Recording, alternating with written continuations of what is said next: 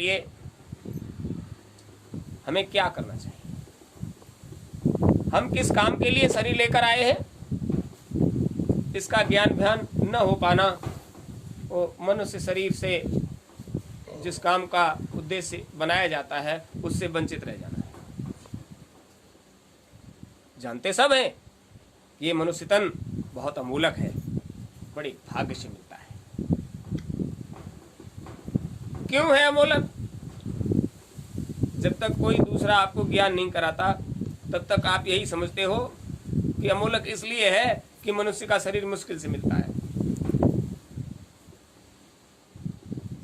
इसका लक्ष्य क्या है, उद्देश्य क्या है, मनुष्य का शरीर पाने के बाद हमें वास्तव में क्या करना चाहिए, इस चीज की जानकारी जब तक नहीं होती तब तक मनुष्य का तन अमूलक क्यों है इसका आप ज्ञान कर ही नहीं पाते। संसार में ज्ञान का बोलबाला है, कहीं भी चले जाओ चर्चा ज्ञान की होती है। और जब तक मनुष्य तन के अंदर भक्ति नहीं जागती आपका ज्ञान बिल्कुल खोखला है, किसी मतलब का नहीं। ज्ञान का असली मतलब है भक्ति को पहचानना, भक्ति का ज्ञान होना, तब कहीं जाकर पता चलेगा कि हमारा मनुष्य तन अमूलक क्यों है। और संसार का ऐसा कोई प्राणी नहीं जिसके अंदर भगवान के प्रति भाव या श्रद्धा नहीं है, विश्वास नहीं है, प्रेम नहीं है, लेकिन कितना है, अब जितना उसके अंदर जाग पाया है उतना ही वो संसार को प्रदर्शित कर रहा है, और वो प्रदर्शन में चीज बट जाती है। जितना उसके अंदर जाग पाया है तो यंत्र मंत्र और तंत्र प्रवाहु भरे तबे जब करिय दुराहु, उसको जितना छुपा सकते हो उतना ही उसका लाभ ले सकते हो। अगर उसको उजागर करने लग गए, ये बताने लग गए हम इतने बड़े भगत, हम ये कर लेते हैं, हम वो कर लेते हैं, तो संसार तुमको लूट लेगा, तुम्हारी सेवा करके ले लेगा, फिर तुम्हारे पास क्या रह जाएगा। तो पहले तो ये जानिए कि वास्तव में मनुष्य का शरीर हमको जो मिला है उसका उद्देश्य क्या है, मानव तन मिला उसका उद्देश्य क्या है, क्यों मिला है, और मिल भी क्या है तो जो समय हमने गंवा दिया ये कहाँ चला गया, हमने उस समय में क्या कर पाए, बस ये जानना बहुत मुश्किल काम है। एक बार की बात है, एक राजा साहब शिकार खेलने के लिए जंगल में निकल पड़े। सर्दियों का मौसम था, एक शिकार का पीछा करते हुए वो चले गए और उन्होंने निश्चय कर लिया आज शिकार को छोड़ेंगे नहीं। और इतना ज्ञान नहीं रहा, उस शिकार पर इतने मोहित हो गए कि उसके पीछे भागते भागते अपने राज्य की सीमा में अंतिम छोर तक पहुंच गए। घना जंगल, सर्दी का मौसम, शाम का कोहरा गिरने लगा और भयंकर ठंड, ठंड के मारे व्याकुल और भूख और प्यास दोनों से तड़प रहे। पूरे दिन दौड़े उसके पीछे और शिकार भी हाथ नहीं आया। अब सोचने लगे कि इस जंगल में हम वापस जाएंगे, कोई जंगली जानवर रास्ते में ही हमारा शिकार कर लेगा। शिकार हमने तो नहीं कर पाया लेकिन हम शिकार जरूर, अब तो बहुत मुश्किल पड़ गया। और हम देखो इस शिकार के पीछे इतने मतवाले हो गए कि हमने इतना ज्ञान नहीं किया कि हमें लौट कर भी वापस जाना। प्राणी यही तो भूल जाता है कि शरीर में आप यहाँ संसार में आ गए हो तो तुम्हें लौट कर भी तो वहीं जाना है जहां से आए हो। ये भूल गए उस दौड़ में कि हमें लौट कर भी जाना है। अब बहुत व्याकुल, क्योंकि दिन छुपने वाला, कोहरा गिरने लगा और ठंड, भूख, प्यास, अब संसार की सारी समस्याएं सामने खड़ी हो गई। घर पहुंच नहीं पाएंगे, भूख प्यास की व्यवस्था नहीं हो पाती। चले आ रहे थे अनमने धनमने, अचानक से एक झोपड़ी पर नजर गई। तसल्ली हुई, इसका मतलब है यहाँ कोई रहता है तो कुछ न कुछ व्यवस्था, हम राजा हैं हमारी तो कर ही देगा। वहां जब पहुंचे तो एक किसान आदमी वो उस झोपड़ी में रहकर वहां जमीन में थोड़ा बहुत कुछ अपना व्यवस्था कर लेता था। उसने देखा कि बहुत सुंदर स्वस्थ शरीर, और देखकर उसने दोनों हाथ जोड़कर कहा, महाराज आप जो भी हो, हमारे अतिथि हो, क्या सेवा करें आपकी। तो उन्होंने पहले तो इशारा किया, अरे आओ। अब उसने बेचारे ने जो कुछ बनाया था वो टिक टिक्कर, और उसमें से जो भी टिक्कर था उसने 1-2 खुद लिया और 1-2 महाराज को दे दिया, और दोनों लोगों ने बैठकर जो भी रूखा सूखा था वो पा लिया। राजा ने ये नहीं बताया कि हम राजा ये सूखे टिक्कर खाएंगे, और इसको ये बता दें कि हम राजा हैं तो ये क्या विचार करेगा, मन में इसको दुख होगा, इसलिए उन्होंने नहीं कहा। रात को अपनी कुटिया में विश्राम दे दिया। जो जानवर उनके पास घोड़ा था उसके लिए चारा की व्यवस्था कर दी, उनको विश्राम दिया, खूब अच्छे से रखा। राजा को बड़ी तसल्ली हुई, मतलब हमारे राज्य शासन में हमारी जनता बड़ी दयालु है, और जिसके शासन में जनता दयालु है निश्चित रूप से वो राजा पुण्यात्मा है। इसका मतलब हम पुण्यात्मा हैं कि इस जंगल में भी परमात्मा ने हमारी व्यवस्था कितनी बढ़िया से कर दी। रात बढ़िया से गुजरी, भूख प्यास की चिंता दूर हो गई, रात्र कैसे गुजरेगी ये चिंता दूर हो गई, और सुरक्षित भी रहे।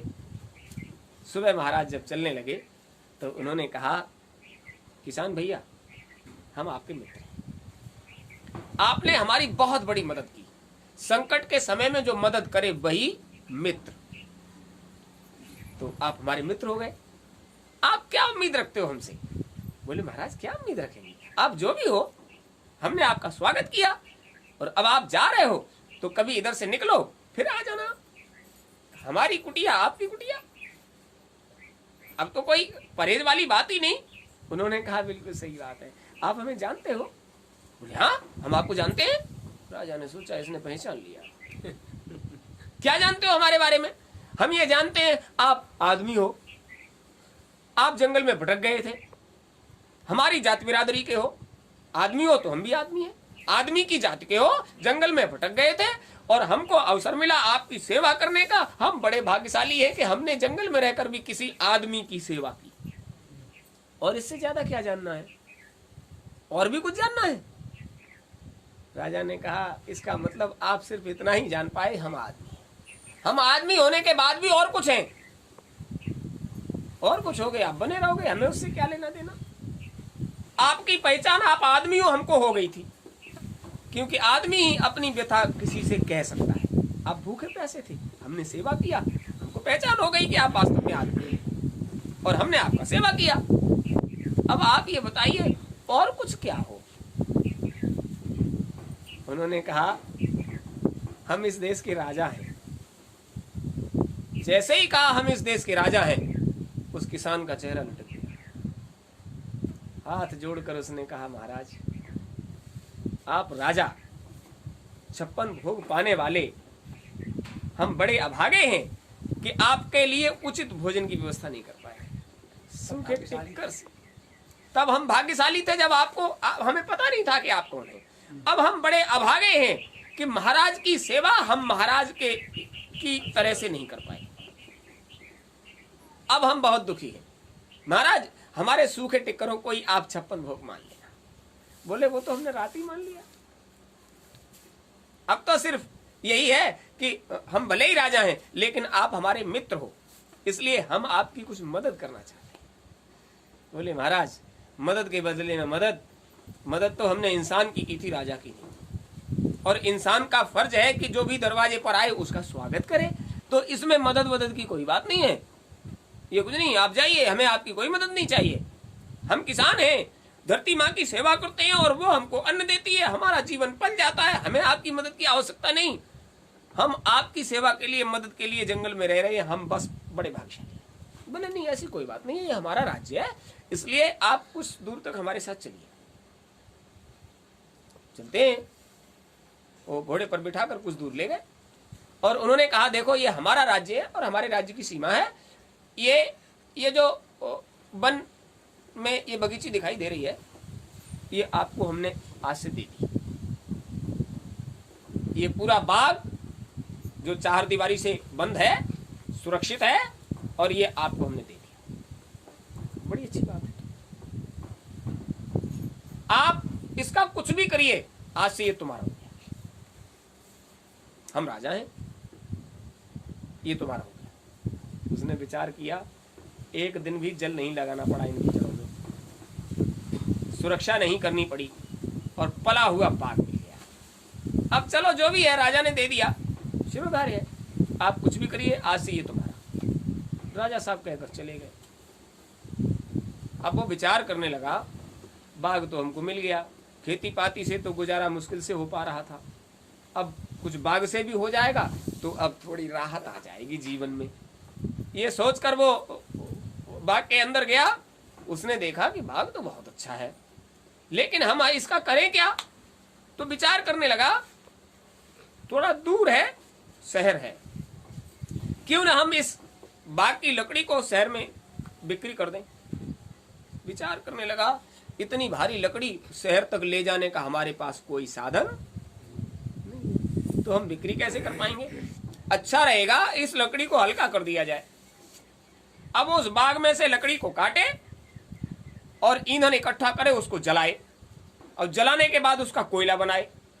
कोयला बनकर हल्का हो जाता है, और उसको भरे, अपने बैलों की वाली गाड़ी में भरे, और उसको बाजार में ले जाकर उस लकड़ी का कोयला बनाकर बेचने लगा।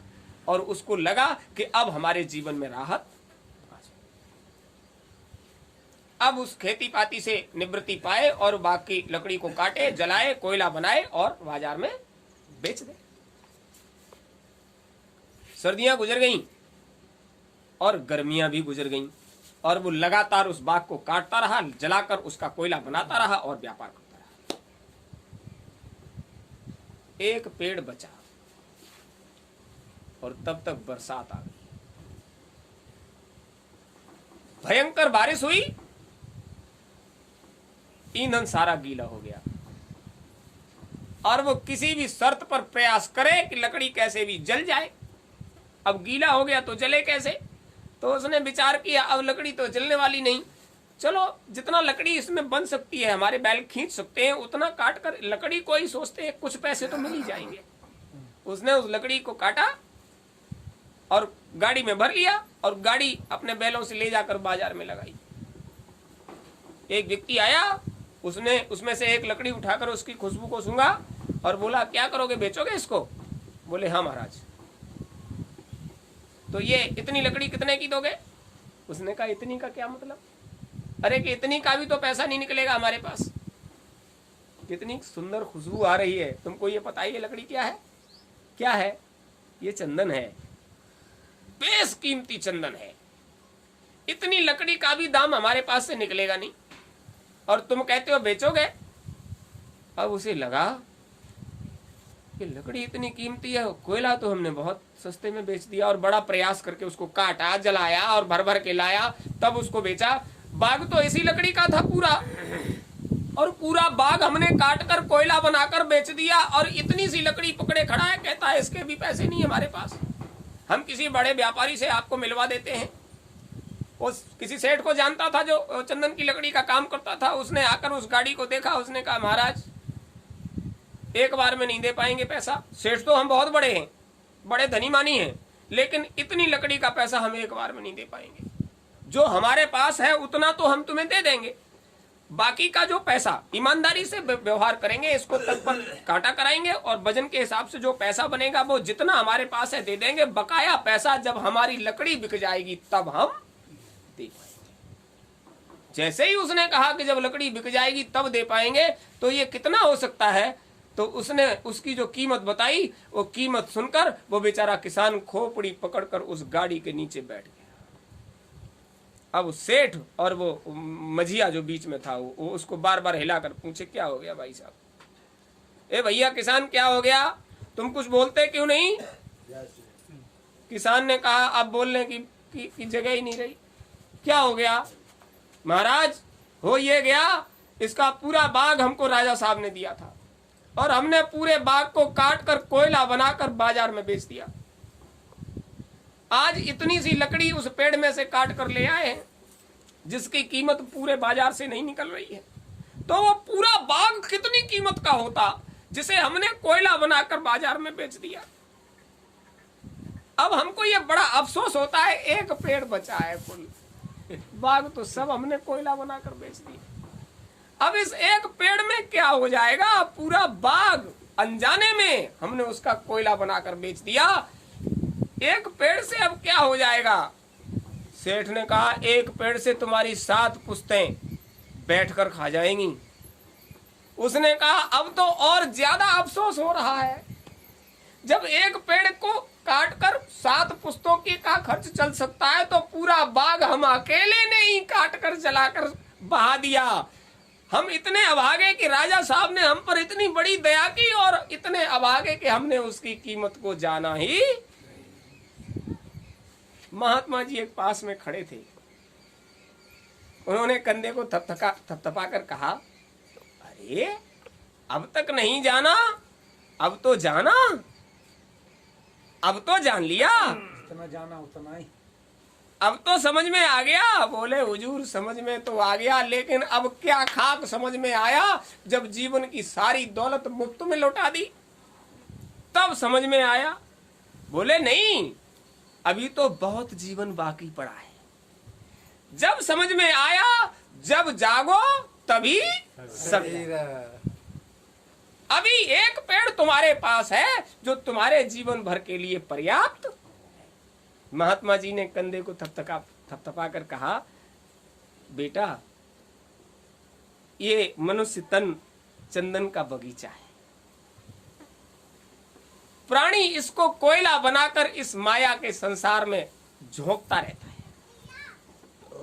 जब तक इस चंदन के बगीचे की कीमत उसकी समझ में आती है तब तक समय जा चुका होता है। तो अभी भी तुम्हारे पास एक अवस्था बाकी है, एक पेड़ बाकी है। इसी पर सब्र करो और इसी में संसार के सारे चलन चलाकर अपना लक्ष्य पाने का प्रयास करो, तो एक पेड़ भी तुम्हारे लिए पर्याप्त हो जाएगा। अब इसको जलाकर कोयला मत बनाना। अब इसकी कीमत जब समझ में आ गई है तो इसका सही उपयोग करो। जब कीमत समझ में आ गई है तो सही उपयोग कर लो। महात्मा जी की बात सुनकर उसने ये कहा, महाराज हम आपकी बात समझे नहीं। उन्होंने कहा, चंदन का बगीचा तो राजा साहब ने दिया और उस पूरे संसार के राजाओं के राजा ने तुझे ये चंदन का पूरा बगीचा दिया, तूने इसकी कीमत नहीं जानी, इस संसार के लिए रोता है। वो चंदन का एक पेड़ और ये तेरा शरीर, ये दोनों तृप्त हो जाएंगे अगर तुझे समझ में आ जाए कि मनुष्य का शरीर मिलता क्यों है। अब तू समझ ले, ये सेठ तेरे चंदन के बगीचे में से वो एक बचे हुए पेड़ को लेने वहीं पहुंचेगा। श्रद्धा, भक्ति, विश्वास और प्रेम अगर तेरे अंदर है तो इस शरीर की परख पहचान कराने के लिए पूरा जानकार तुझे वहीं जाकर मिलेगा। लेकिन श्रद्धा, विश्वास और प्रेम में कमी है तो तू कहीं भी भटक, संसार में तेरा उद्धार होने वाला। आप समझ लीजिए, हम और आप सब जब तक शरीर में सामर्थ्य रहती है तब तक और काल और माया के झमेले में ऐसे पड़ जाते हैं कि जीवन का कोयला बनाकर जंजाल में बाजार में बेचते रहते हैं। और जब समय थोड़ा रह जाता है, जब पेड़ एक रह जाता है, तब कहीं कोई जानकार बताता है कि तुमने बहुत नुकसान कर लिया है। तो अब जब जानकार ने बता दिया कि नुकसान हो गया सो हो गया, जो समय बच गया है उसका सही उपयोग कर लीजिए, तो हमें आपको सबको समझ लेना चाहिए। अब ज्यादा समय नहीं है, परिवर्तन का समय, समस्याओं का समय, आगे आने वाला जो भी समय है, सब चिल्लाते हैं बहुत खराब।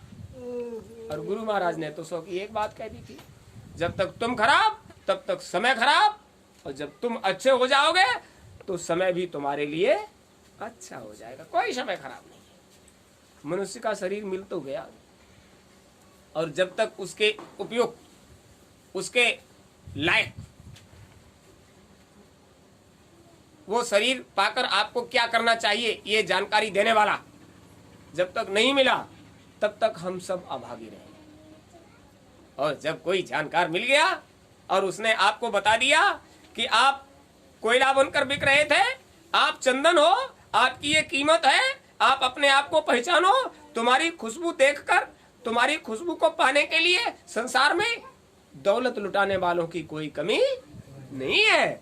तुम्हारे पास वो दौलत है जिसके लिए लोग खुद चलकर दौलत लुटाएंगे। तब कहीं समझ में आता है कि हमने बहुत कुछ खो दिया। तो जो श्वासें हमारी बच गई हैं उनमें संसार का क्रियाकलाप जो भी है उसको करो, लेकिन जिस काम के लिए आए हो, हरि का भजन, पेट का धंधा जो न करे नर मूर्ख कोई मना नहीं करता कि पेट की व्यवस्था मत करो, खूब मेहनत ईमानदारी से काम करो, खून पसीने की कमाई का इस्तेमाल करो। और ये सब किसने दिया? मेहनत ईमानदारी की बुद्धि किसने दी? मन में कुछ करने की हौस किसने दी? चित्त में चिंतन करने की जागृति किसने दी? इस संसार से निकलने के लिए वो रास्ता देने वाला क्या हम पर नियामत बरसा रहा है? ये जो कुछ हो रहा है वो उस परमात्मा की देन है। तो उस परमात्मा का शुक्राना करने के लिए भी हमें 24 घंटे में, जब हम सारा समय अपने लिए ही व्यर्थ में शरीर के लिए ही गंवा देंगे, तो जीवात्मा के लिए भी हमें समय देने की आवश्यकता होगी। और जीवात्मा जब तक शरीर से संबंध बनाए है तब तक तो ये जिंदा, और इसका संबंध शरीर से छुटते ही ये मुर्दा मिट्टी हो जाएगा। और जिस काम से आए हो वो काम नहीं कर पाए तो फिर से तुम्हें ये 184 भरम के पग पर अटका आन, और अब की पासा ना पड़ा तो फिर 84 फिर से उन्हीं 84 लाख योनियों में भ्रमण करोगे। अभी कर्म योनि मिल गई है, जो करना चाहो वो कर सकते हो, और ये हाथ से निकल गई तो फिर समझ लीजिए फिर ये दोबारा वो देने वाला क्यों नहीं देगा? क्योंकि जिस काम से तुमको मनुष्य का शरीर दिया वो तुमने किया नहीं। जानवरों की तरह से पेट पालना किया और बच्चे पैदा किए, उनको व्यवस्था किया और शरीर छोड़कर चले गए, तो वो जानता है मनुष्य का जो लक्ष्य था, जो काम था, वो तुमने नहीं किया। तो इसका मतलब है कि मनुष्य का शरीर तुम्हें रास नहीं आया, मनुष्य का शरीर पाने का काम तुम नहीं करना चाहते, तो तुम्हें जिस शरीर को पाकर जो जिस काम को करना चाहिए वो नहीं करना चाहते, तो तुमको क्यों दिया जाए? जो करना चाहते हो वही किया जाए, तो अंतमति सो गति। तो अंतिम समय तक अगर आपकी इसी तरह की विचारधाराएं बनी रहेंगी तो ऊपर वाला आपसे यही समझेगा कि आप जानवरों की तरह से जीवन जीते रहे, तो इससे तो अच्छा है पक्षियों में, जानवरों में, सरीसृप में, कीड़े मकोड़े, जल के जीवों में कहीं भी तुमको उतार दिया जाए, क्योंकि तुम यही चित्त में धारण किए हो। तो चित्त की वृत्ति के हिसाब से ही मनुष्य का शरीर छूटने के बाद शरीर मिलता है। तो कर्म योनि छूटेगी और भोग योनि में तुम्हें उतार दिया, जहां आप अपने आप से कुछ भी नहीं कर सकते। शरीर माध्यम खलु धर्म साधनम, ये शरीर धर्म साधन का माध्यम है। केवल मनुष्य शरीर में बैठकर ही साधन भजन किया जा सकता है, और जब तक साधन भजन नहीं करोगे तब तक अपने घर वापस जा नहीं सकते। और साधन भजन का रास्ता गुरु शरीर से मिलता है। गुरुविन भवनित तरे न कोई, जौ बिरंच शंकर सम। बिना गुरु के ये रास्ता कोई देने वाला नहीं। और जब तक पूरा गुरु नहीं मिलता तब तक ये रास्ता नहीं मिलता, और पूरा गुरु मिल जाए और रास्ता भी मिल जाए तो आप समझ लीजिए फिर उसको पकड़ के रखिए, उसको छूटने मत दीजिए। क्योंकि बार मथे घृत होत बर, सिकता ते बर तेल, बिनु हरि भजन न भव तरीय, यह सिद्धांत अपेल। कलाकार हो, पानी को मत कर घी निकाल सकते हो, होशियारी दिखा सकते हो। सिकता कहते हैं बालू, बालू को पेल कर तेल निकाल सकते हो। लेकिन बिनु हरि भजन न भव तरीय, बिना हरि भजन के भव सागर से पार नहीं जा सकते। भव सागर से पार जाने का एक ही सिद्धांत है कि आपको भजन करना पड़ेगा, नहीं तो आप अपने घर वापस नहीं जा सकते। अब अंतर है। बहुत अच्छी बात है कि हमारी संगत में ऊंचा सुनने वाले लोग हैं, बढ़िया बात है। ऊंचा सुनने वाले तो हैं, लेकिन ध्यान देकर ऊंचा सुने, फर्क है। ऊंचा सुनना और ध्यान देकर ऊंचा सुनना। ऊंचा सुनना मतलब संसार की बातों को मुश्किल से सुन पाते हो, लेकिन गुरु महाराज कहते थे ऊंचा ध्यान देकर सुनो, ध्यान को भी ऊंचा ले जाओ, तब ऊपर से उतरने वाली उस अनाद वाणी को सुनो, तब ऊंचा सुनना है। नीचे की वाणी को तो नीचा सुनते हो, नीचा ही सुनते हो, उसको भी ऊंचा सुनने लगे, नीचे को भी ऊंचा सुनने लगे, ध्यान ऊंचा नहीं गया तो आप लक्ष्य पर पहुंच। ऊंचा ध्यान देकर सुनना है, ये भजन है। जब आप ऊंचा ध्यान देकर सुनोगे, इन बाहर के कानों को बंद करके ऊंचा ध्यान देकर सुनोगे, तो हर मंडल में बैठा हुआ धनी आपको आवाज दे रहा है। उसके मंडल की भाषा, उसके मंडल की बोली क्या है, उस बोली भाषा को आप अंदर में सुनो। और जब आप उसको लगातार सुनते समझते रहोगे, जब उधर चलोगे तो भाषा तुम्हारी पहचान में आ जाएगी। उधर इस भाषा में बात की जाती है। आप कहीं विदेश में जाओ, आप उस भाषा को नहीं जानते तो आपको बड़ी तकलीफ होगी। ये ऊंचा ध्यान देकर सुनने की जरूरत क्यों है? क्योंकि ऊंचा ध्यान देकर जब उधर की भाषाओं को सुनते समझते रहोगे, जब उधर आने जाने लगोगे तो उधर के देश से परिचय हो जाएगा, उधर की भाषा की समझ हो जाएगी। जब इधर से उधर जाओगे तो जैसा इधर वैसा उधर, क्योंकि आपको समझ है उधर की, उस भाषा का ज्ञान हो जाएगा। इसलिए भजन की आवश्यकता है। ध्यान की आवश्यकता क्यों है? क्योंकि कर्मों का कर्जा सामने ये पहाड़ बनकर खड़ा हो गया है। अब तक जाने मनुष्य के शरीर में, पक्षियों में, जल के जीवों में, जानवरों में, शरीर सर्प में, कितने शरीरों में हम बार बार आते रहे। एक बड़ी बात है, मनुष्य के अलावा सभी शरीरों में जीव को जीव का आहार है। जल का जीव अपने से छोटे जीवों को खाकर जीता है, थल का जीव अपने से छोटे जीवों को खाकर जीता है। जो मनुष्य से संबंध रखते हैं वो जानवर भी शाकाहारी होते हैं। नजर घुमाकर देखिए, जो मनुष्य से संबंध रखते हैं वो जानवर भी शाकाहारी होते हैं, क्योंकि मनुष्य का आहार शाकाहार है। और जो मनुष्य से संबंध नहीं रखते वो जानवर मांसाहारी होते हैं। कितनी बड़ी बात। आपके घर में गाय बैल भैंस बकरी घोड़ी घोड़ा जो जानवर पले हुए हैं उन्हें साग पात ही पसंद, क्योंकि वो तुम्हारी संगत में रहते और तुम्हें तो स्वाद ही जाने किस किस चीज में मिलता है। आपका आहार शाकाहार है और आपने आहार गलत कर लिया तो आप समझ लीजिए ये मनुष्य मंदिर है। मंदिर में कोई गंदगी डालता है? तुमने मुर्दा मांस को इसमें डाला, उसको कहां डाला जाता है? अरे मर जाने के बाद मांस साहब इस पिंड को, शरीर को कहां ले जाते हैं? शमशान में। वो मुर्दा हो जाता है, जिसका शरीर छूट जाता है वो मुर्दा हो जाता है। तो चाहे जानवर हो, चाहे पक्षी हो, चाहे जल का जीव हो, मरने के बाद वो क्या हो गया? मुर्दा। और मुर्दे को कहां ले जाते हैं? शमशान में, मरघट में। उसका निपटारा किया जाता है। और तुमने उस जीव को अपने शरीर में डाल लिया तो तुमने इस मंदिर को क्या बना दिया? मरघट, शमशान। और मरघट या शमशान में कौन रहते हैं? भूत प्रेत। आपको मालूम है, सारी बात की जानकारी है। तो जब तुमने इसको शमशान या मरघट बना दिया तो भूत प्रेत ही निवास करेंगे, देवता या भगवान इसमें आने वाला।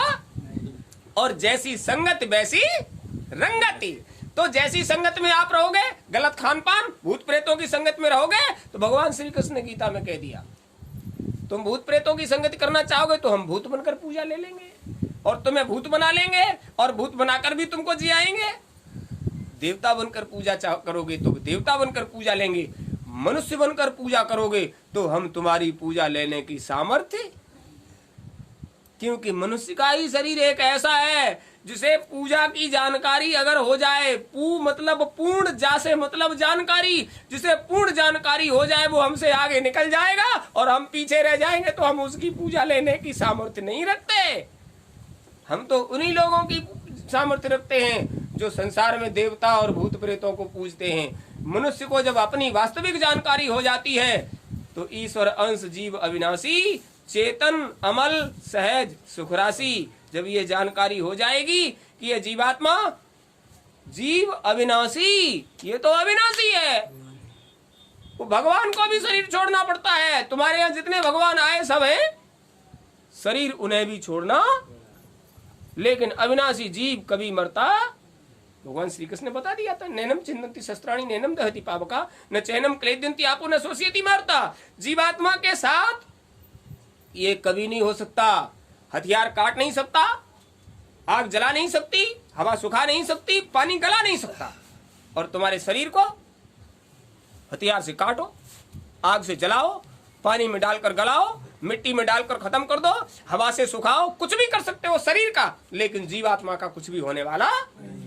तो आप समझ लीजिए, जिसका कुछ भी नहीं होने वाला है उसके लिए कुछ करते नहीं, और जिसका सब कुछ हो जाने वाला है उसके लिए करते हो, तो उसका तो सब कुछ हो जाने का निश्चित लिख दिया है। इतनी श्वासें तुम्हारे शरीर से जुड़ी हैं, ये श्वासें पूरी होते ही ये मुर्दा मिट्टी हो जाएगा। और जिसका तिस्मे मिलाने के लिए उसकी सारी व्यवस्था है, मिट्टी का मिट्टी में, पानी का पानी में, आग का आग में, हवा का हवा में, आकाश का आकाश में, इस पंच भौतिक शरीर को जहां का तहां मिला दिया जाएगा और तुम्हारे हाथ कुछ भी आने वाला, जिसके रात दिन भरण पोषण में लगे हो, तुम्हारे हाथ से निकल जाएगा। एक बार गुरु महाराज की मौज हो गई और उन्होंने कहा, बच्चा चाहे किसी भी शरीर में चले जाओ, किसी भी शरीर में अगर गुरु के संपर्क में आ जाते हो तो समझ लीजिए उसी शरीर में गुरु उस पर दया कर देते। हमारे दादा गुरु तो वृक्षों को छूते थे, जमुना में पांव डालकर बैठते थे, मछलियां उनके पांव छूती थी, बहुत देर तक जमुना में कुल्ला करते रहते थे कि मेरे मुंह का प्रसाद इनको मिल जाएगा तो मनुष्य का शरीर मिल जाएगा। और जब उन्होंने भेद खोला कि बच्चा मैं आगे आने वाले समय के लिए संगति बना रहा हूं, तो आपने देखा गुरु महाराज के पीछे करोड़ों की संख्या में लोग दौड़ते थे। ये संगति बनाई दादा गुरु ने और गुरु महाराज को सौंप दी, इनका काम कर देना, इनको रास्ता दे देना। तो गुरु महाराज को जो काम सौंपा था उन्होंने वो कर दिया। गुरु जो काम सौंपते हैं उसे सबको करना चाहिए, थोड़ा बहुत कम ज्यादा। आपको बुलाना है, उनको भी बुलाना, कहो उनको अभी प्रसाद मिलेगा। हुआ ये, गुरु महाराज से कहा, हुजूर अन्य जीवों पर दया कैसे हो सकती है? मनुष्य का शरीर तो साधन भजन के लिए बना हुआ ही है और सब पर दया कैसे हो जाएगी? बोले देखो हो जाती है। जो परमात्मा से जुड़े रहते हैं वो परमात्मा के ही जीव होते हैं। देखो खूब समझ लीजिए, संसार में शरीर को धारण करने के बाद आपको जो रास्ता मिल गया उसी पर चल पड़िए। एक महात्मा जी सुना रहे थे कि वो राम का नाम लेते रहने से जीव को बंधनों से मुक्ति मिल जाती है। राम का नाम लेते रहने से जीव को बंधनों से मुक्ति मिल जाती है। और उस बगीची में जहां महात्मा जी उपदेश करते थे, एक तोता रहता था। वो जब बैठकर ये बात कहते थे तो बैठकर सुनता। एक दिन, 2 दिन, 4 दिन, 6 दिन उन्होंने उसकी भाषा को पकड़ लिया, महात्मा की भाषा को तोते ने पकड़ लिया। वहां से जो भी निकले और तोता उन सबसे कहे राम का नाम लो, बंधनों से मुक्ति मिल जाएगी, राम का नाम लो, बंधनों से मुक्ति मिल जाएगी, राम का नाम लो, बंधनों से मुक्ति मिल जाएगी। क्योंकि महात्मा जी उपदेश करते थे और सुन के चले जाते सब, और वो बैठा बैठा सुनता रहता। अब आश्रम में जो भी आता तोता उन सबको समझाता, राम का नाम लो, बंधनों से मुक्ति मिल जाएगी। वो सब लोग आकर बैठ रहे थे, अचानक से एक आदमी उधर से गुजरा और तब तक उस तोते ने कहा राम का नाम लो, बंधनों से मुक्ति मिल जाएगी। उसने देखा, उसने महात्मा जी से कहा, महात्मा जी आपका आश्रम बड़ा पावन है, यहाँ के तो पक्षी भी ये कहते हैं कि राम का नाम लो, बंधनों से मुक्ति मिल जाएगी, तुमने कहाँ सुना? महाराज ये तोता कह रहा था हमसे राम का नाम लो, बंधनों से मुक्ति, ये तोता कह रहा था। अच्छा, हमारे आश्रम में तोते भी इस बात को जानने लगे, मतलब हमारे सत्संग में इतनी सामर्थ्य है कि तोते भी हमारी भाषा को समझते हैं और वो उसका प्रचार करते हैं। ऐसे तोते को खुला घूमने की क्या जरूरत है, जो हमारी बात को समझ भी ले और उसका प्रचार भी करे। महात्मा जी ने इशारे से शिष्यों से कहा इसको पकड़ के लाओ। शिष्य लोगों ने फेंका जाल और तोते को पकड़कर तोते को पिंजड़े में रख दिया और महात्मा जी के पास टांग दिया। और महात्मा जी रोज उपदेश करते, वो पिंजड़े में बैठा बैठा सुनता, राम का नाम लो, बंधनों से मुक्ति मिल जाएगी। अब जिस दिन से पिंजड़े में डाला गया और जो भी आता महात्मा जी कहते राम का नाम लो, बंधनों से मुक्ति मिल जाएगी, तोता कहता नहीं मिलती, नहीं मिलती, नहीं मिलती। महात्मा जी को गुस्सा आने लगा, मेरी बात का प्रचार करता रहा, आज मेरे पास आने के बाद तू मेरी बात की खिलाफत करता है। बोले महाराज ये बात हमने खूब आजमाई है, कितना भी राम का नाम लो, बंधनों से मुक्ति नहीं मिलती, बंधनों में फंस जाता है जी।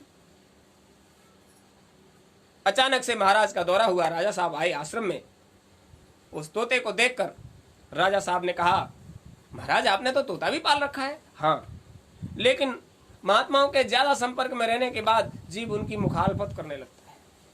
अब ये तोता भी महाराज हमारी खिलाफत करने लगा, हमारे ही बाग में रहे, हमारे उपदेश सुने और अब ये हमारी खिलाफत करता है। तो बोले महाराज आप महात्मा हो, ऐसे को क्यों रखते हो जो आपकी खिलाफत करता है?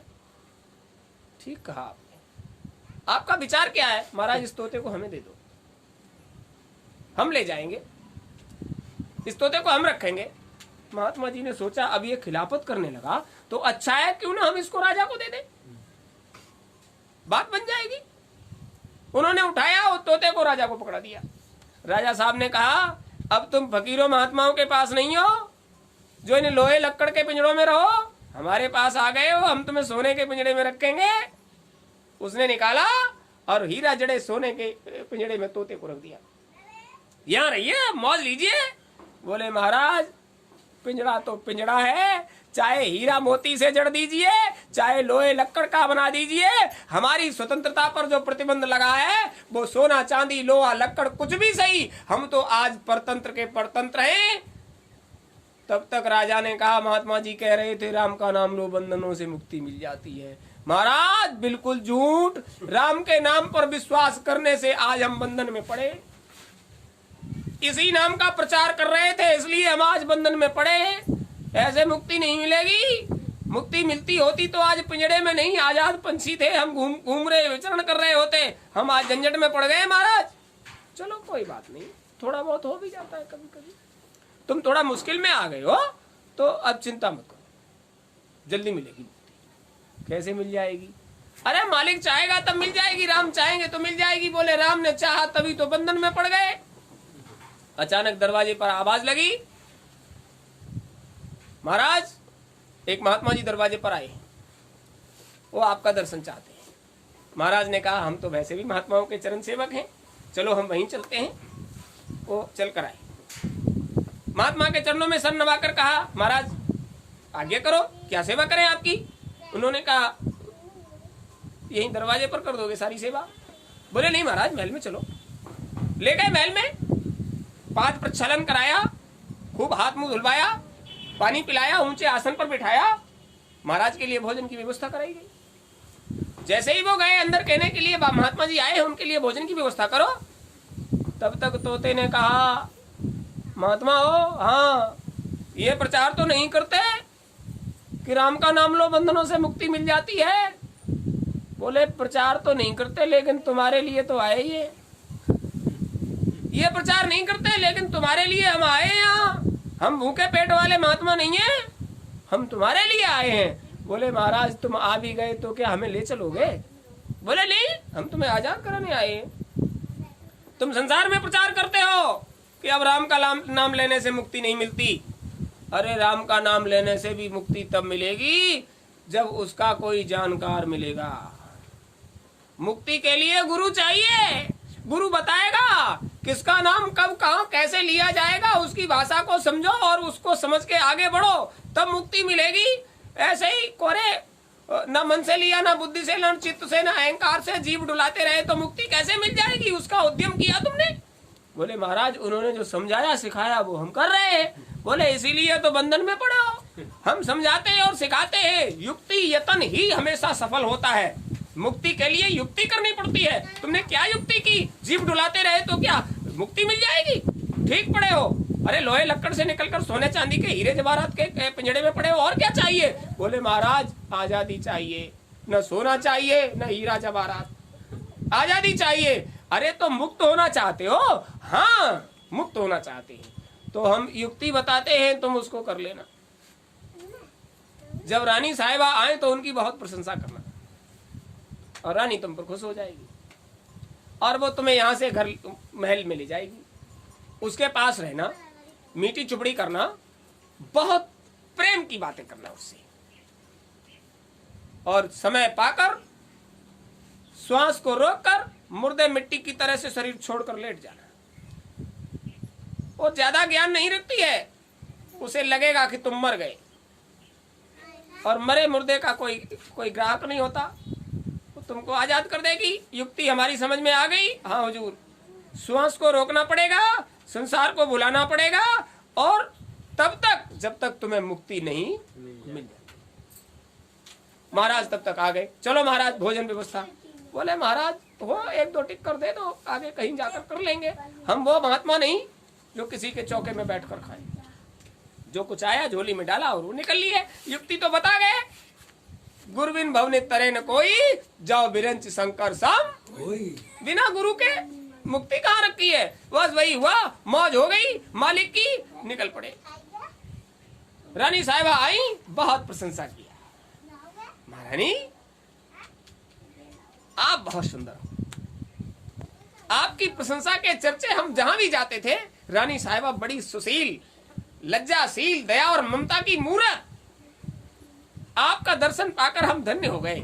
हम ये चाहा करते थे किसी दिन पंक्षी बन गए हैं तो क्या हुआ, महल में जाकर रानी साहिबा का दर्शन करेंगे तो जीवन धन्य हो जाएगा। रानी ने पक्षी के मुंह से अपनी प्रशंसा सुनी तो राजा साहब से कहा, महाराज ये तोता तो हमें दे दो, हम इसको महल में रखेंगे, ये बहुत अच्छा है। राजा साहब प्रेम में आ गए, उन्होंने पकड़ा लिया। 1 दिन 2 दिन 4 दिन रानी साहिबा के पास रहा, लेकिन उसको तो मुक्ति का भूत सवार था, उसको तो मुक्त होना था। उसने कहा, महारानी हमारी तबीयत खराब हो रही है। क्या बात है? महारानी हमको बड़ी घबराहट हो रही है।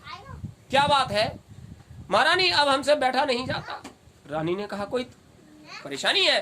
हाँ महारानी, हमको बहुत दिक्कत है, हमको थोड़ा खुली हवा में लिटा दीजिए, अब हमसे नहीं रहा जाता। रानी को दया आ गई, पिंजरे से निकाला, बाहर खुली हवा में लिटा दिया। थोड़ी देर तो वो बैठा रहा और वहीं लुढ़क गया। रानी साहिबा ने उसको कई बार उठाया, उल्टा पलटा, और वो विचार करने लगी, ये तोता तो शरीर छोड़कर चला गया, अब मुर्दे मिट्टी का हम क्या करें। उसने उसको वहीं रख दिया और वो प्रतिहरी के पास गई, कोई मिल जाए जिससे इस तोते का निपटारा करा दिया जाए, ये तो मर गया। और तोते ने गर्दन उठाकर देखा, ये तो गई, और अब आजादी में कसर भी नहीं। गुरु की दी हुई युक्ति काम कर गई, और जैसे ही देखा रानी दूर निकल गई, तोता फुर्र से उड़ गया और बाहर निकलकर उसने प्रचार किया, खूब सुन लो, राम का नाम लेने से मुक्ति नहीं मिलती, गुरु के जतन करने से युक्ति मिलती है, और युक्ति करने से मुक्ति मिलती है। गुरु बताए वो जतन करो और युक्ति करो तो तुम मुक्त हो सकते हो। कोरा नाम लेने से कुछ भी होने वाला तो आप समझ लीजिए मालिक की दया है। मालिक ने आपको जतन सारे बता दिए, युक्तियां सारी बता दी, आप नहीं करोगे तो कोरा नाम लेने से कुछ भी नहीं होने वाला है। गुरु महाराज कहते थे, कबीर साहब कहकर गए, माला तो कर में फिरे, जीभ फिरे मुंह माए, मनुआ तो 34 फिरे, ये तो सुमिरन, ये सुमिरन थोड़े है। सुमिरन भी पक्का हो, ध्यान भी पक्का हो, और भजन भी पक्का हो। जितना पक्का कर लोगे उतना रास्ता उधर चलने के लिए पक्का, उतना उधर का काम पक्का, और जितना कच्चा उधर इधर का भी काम कच्चा और उधर का भी काम कच्चा। इसलिए जब तक समय है हमारे आपके पास, तब तक हमें सही समय का उपयोग कर लेना चाहिए। हम और आप जिस काम से आए हैं संसार में सबसे छुपा कर करिए। किसी को ये महसूस मत कराइए कि हम इतने बड़े भगत, छुपा कर करिए और ज्यादा से ज्यादा मेहनत करिए, क्योंकि अब समय ज्यादा, अभी आगे कार्यक्रम होली। होली में सब लोग अपने घर में खूब पूजा पाई करते हो, बढ़िया से करो। गुरु महाराज का जैसे जीवन में हिस्सा डालते हैं, बहुत प्रेमी दिवाली को चिराग जलाने आते हैं। आप अपने घर में दिवाली मनाते हो, गुरु महाराज के घर में भी दिवाली मनाई जाती है, और 2 बार मनाई जाती है। एक तो वो दिवाली जो त्रेता से चली आ रही है, और एक कलयुग की दिवाली। गुरु महाराज ने कहा कलयुग में अपनी दिवाली मनाई जाती है, वो 23 मार्च को आश्रम पे तो मनाई जाती है। गुरु महाराज ने उस दिन को मुक्ति दिवस के नाम से, मुक्ति दिवस को दिवाली मनाई जाती है प्रेमियों की। तो यहाँ तो खूब बच्चों ने खूब पटाखे छुड़ाए थे, चिराग भी जले, मोमबत्तियां भी जलाई गई। तो ये कलयुग का मामला है। तो यहाँ जो कुछ भी करते हो इस युग में, उसमें भी गुरु महाराज को आप अपने जीवन में हिस्सा डाल दीजिए। तो आप घर में खूब बढ़िया से खूब पकवान बनाओ। रामदीन भैया, क्या पकवान बनाओगे घर में? गुजिया सुजिया? हम तो महाराज दही करने से आए रहे। यहाँ करिए, यहाँ करिए, बढ़िया से करिए। हमें डर है, यहाँ करिए, आश्रम में करिए, आश्रम में करिए होली। हम तो ये कहते हैं सब लोग यहीं आकर करिए। और जो लोग उधर घर गृहस्थी से बंधे हुए हैं, नहीं, अपने बच्चों में भी करिए। दूर दूर से लोग चलकर आते हैं, परिवार में लोग मिलते हैं, बाहर के समाज के लोग आते हैं त्योहार मनाने घर पर समाज में, कोई बात नहीं, उन लोगों के बीच में रहने का या उनसे प्रेम प्रदर्शित करने का कभी कभी समय मिलता है, होली दिवाली पर्व त्योहार, कोई बात नहीं। तो जो लोग वहां मनाए वो भी थोड़ा सा समय गुरु महाराज को जरूर दे, थोड़ा सा समय। यहाँ प्रसाद की व्यवस्था हो जाएगी। पूनम को प्रसाद की व्यवस्था यहाँ 9 बजे तक पूजा हो जाएगी। आप लोग भी आए, गुरु महाराज को जैसे घर में सबके लिए करते हैं ऐसे गुरु महाराज के लिए भी पूजा वूजा करने आए। यहाँ आप सबको होली का प्रसाद, और खास तौर से वो लोग, अब चूंकि गुरु महाराज कहते हैं 5 दूत भूत अस लिपटे, यानी सबको भूत लगाए। होली के त्योहार पर देवता और भूतों को भोग जरूर चाहिए होता है। किसी को मिले न मिले, देवता और भूत भोग जरूर चाहते हैं होली के पर। तो उनके लिए थोड़ा सा प्रसाद उधर से ले आइए, और इधर से जो मिले उसको आप ले जाइए घर पर, सुरक्षित रखिए। प्रसाद बन जाएगा 9 बजे से पहले। आप आराम से घर का सारा काम निवृत्त करिए, इधर आइए, थोड़ा सा फूल प्रसाद ले आइए, और इधर से जो प्रसाद मिले उसको घर ले जाइए। और जहां तक आपकी पहुंच समझ है सब लोगों से मिलिए, सबको बताइए, और फूल प्रसाद का सेवा सब लोग लेकर आए और यहाँ से लेकर जाए, प्रसाद बन जाए तुरंत बाद। ये तो होली का मामला रहा। इसका मतलब है होली अभी बीच में आ जाएगी। होली का पर्व तो होगा, प्रेम से मिलिए अपने घर परिवार समाज में सबसे, बिना लड़ाई झगड़े के। हाँ हाँ, बिना लड़ाई झगड़े के होली को प्रेम से मनाइए। जिसको कहीं भी दिक्कत है वो आश्रम पे आ जाए, होली आश्रम पे मनाइए। ये रंग वंग ये वो अलग चीज है। होली मिलन समारोह होगा होली के तुरंत बाद अगले गुरुवार को होली मिलन समारोह। जितने प्रेमी बैठे इतने ही अगर प्रचार में आ जाएं, जितना प्रेमी जहां भी मिले सबसे कहिए अगले गुरुवार को होली मिलन समारोह आश्रम पर होना है। सब प्रेमी यहाँ पहुंचे, और जो लोग सक्रिय रूप से काम करने वाले हैं थोड़ा पहले पहुंचे, क्योंकि सभी लोग जब आएंगे तो उनके कुछ खान पान की भी व्यवस्था होगी, और सबको प्रेम से सत्संग भी मिलेगा। और हम तो ये कहते हैं आपको अगर फगुआ बगुआ होली में अगर रुचि है तो आप पहले से आ जाइए, अपना सब लोगों से मिलिए, गाइए बजाइए। सत्संग का समय वही 1 बजे से है, और पहले कर देंगे 12:30 बजे से सत्संग भी होगा, और सबसे प्रेम से मिलिए। और देवियों से तो खास तौर से कहना है कि भाई रसोई वसोई का जिम्मा ये पर्व पर जो पकवान वगैरह बनते हैं आप लोगों का होता है। और आप लोग अगर ये चाहो कि हम तो आदमी के हाथ का ही बना खाएंगे तो हम कल से ही रुक जाते हैं, हमारे हाथ का बना हुआ खाइए। तो मतलब थोड़ा थोड़ा सहयोग करिए, सब लोग पकवान बनाने में भी थोड़ा थोड़ा सहयोग करिए। तो क्या क्या पकवान पसंद करते हो आप लोग? गुजिया बहुत पसंद आती है, चलो हमको तो पता नहीं, हमने बहुत दिनों से नहीं खाया है। आप लोग खाइए, यानी वो हम नहीं लेते क्योंकि हम अन्न का आहार नहीं लेते, तो उसको हमारा कोई लेना देना। वो ऊपर तो है, तो उछेलने की क्या जरूरत है? उस चक्कर में क्यों पड़ोगे? वो तो वैसे ही बना के घोट मिला के खा लीजिए। तो उसको उसका नाम रखने की क्या जरूरत है? नहीं, आप समझ लीजिए ये सारी व्यवस्थाएं आश्रम में होंगी, सबके लिए होंगी, तो उसमें आप सब लोगों का सहयोग चाहिए। और खूब प्रेम से सब लोगों से मिलिए, और आज ही से बताए देते हैं अगले गुरुवार को जब आप आओगे तो जो भी प्रेमी आपसे मिलेगा, आप देवियां आपस में गले मिलिए, अपने गिले शिकवे दूर करिए, एक दूसरे से गुनाहों की माफी मांगिए। भाई हमसे जाने अनजाने अगर कोई बात बन गई हो तो आप हमें क्षमा कर दीजिए। होली क्षमा मांगने का पर्व है। पैर छूने का क्या मतलब होता है समाज में? पैर छूने का मतलब होता है 100 तक गिनती और पैरों तक बिनती। यानी हम विनती करते हैं वर्ष भर में हमसे जो भी अपराध बन गया हो आप हमें क्षमा कर दीजिए, ये होता है उसका। लेकिन यहाँ क्या होता है? यहाँ तो सामने पहुंचे, गुरु महाराज का नाम लिया हाथ जोड़कर, और हाथ जोड़कर ही प्रार्थना कर ली हमसे जाने अनजाने जो गुनाह हो गया हो भैया माफ कर देना, गुरु महाराज की दया सब पर उतरे, ये प्रार्थना की। तो आप समझ लीजिए भीड़ भड़का होगा खूब, और सभी प्रेमियों को सूचना करना है। तो उधर का जिम्मा आप रूपराम भैया आपका सबको सूचना कर देना, वैसे भी लोगों से कह दिया अगला गुरुवार होली मिलन समारोह होगा, बढ़िया से सत्संग होगा, सब लोग एक दूसरे से मिलिए और खूब अच्छा जो भी आप पसंद करते हो, जो आप पसंद करते हो यहाँ व्यवस्था हो जाएगी, आप बनाइए और खुद खाइए और प्रेमियों को भी खिलाइए, खुद खाइए और प्रेमियों को भी खिलाइए। तो आपको क्या बनाना आता है रूपराम भैया? आप पंचित रह जाएंगे। अच्छा अच्छा, तो इन पर डाल दीजिए, जो भी बनाते हो ये लोग व्यवस्था इधर कर दिया जाएगा, आप लोग सहयोग करिए।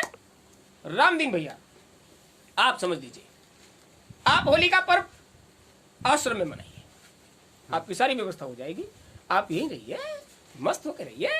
और भी प्रेमी जो वास्तव में होली का 5 मिनट और दीजिए, अभी बैठ जाइए, बाबा जी को भी ले आइए, अभी प्रसाद देते हैं। होली का पर्व बड़े प्रेम से मनाइए और जो भी घर परिवार समाज में तकलीफ दिक्कत महसूस करते हैं सब लोग आ जाइए वहां। अब होता क्या है, वैसे तो नाम है होली, जो होली सो होली, अब उसको पीछे छोड़ दिया जाए और आगे का विचार किया जाए। बीती ताय बिसार दे आगे की सुध। लेकिन होली में लोग क्या सोचते हैं, अब तो होली आज ही का दिन है, जो कुछ होगा सो आज ही हो जाएगा। तो आप समझ लीजिए वो संसारियों का मामला है और ये संत मत का मामला है, जो हो गई सो हो गई यार, इसको छोड़ो, आप जीवन का आगे का विचार करो। तो आप खूब प्रेम से सब लोग विचार करिए, कोई भी ऐसा काम मत करिए। ये रंग गुलाल गुलाल तो संसारियों का खेल है, असली होली का सत्संग मिलेगा आपको। असली होली क्या होती है ये सत्संग आपको मिलेगा, इधर सारी व्यवस्था होगी।